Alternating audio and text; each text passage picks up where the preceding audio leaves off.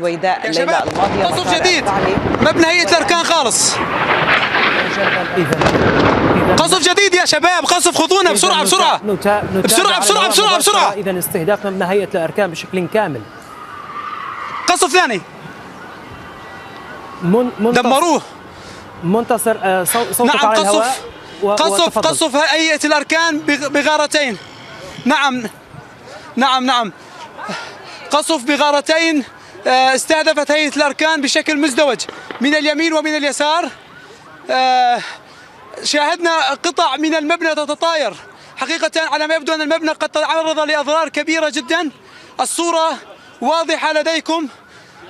هناك كان سيارات إسعاف لا تزال حقيقة كانت تحاول الوصول إلى مبنى هيئة الأركان للتحقق من وجود ضحايا من الضربات الأولى، لكن عادت الطائرات الإسرائيلية، طائرات حربية، عادت وقصفت المبنى مرة أخرى من جهتين، من جهة اليمين وجهة اليسار. وحقيقة الآن الدخان بدأ يتكشف. نشاهد أن دمارا قد حل بهذا المبنى من الجهتين اللتين تعرضتا للقصف. لا نعرف حقيقة إذا ما بقي أحد داخل هذا المبنى بعد عملية القصف الأولى، لأن تلك العملية على ما يبدو كانت أيضا هي أخف وطأ من القصف الأول.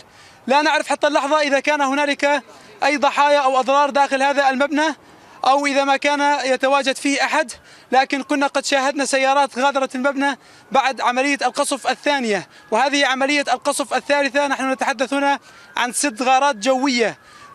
كانت الغارتين الأوليين بطائرات مسيرة على المدخل مبنى هيئة الأركان، ثم بعد ذلك كان القصف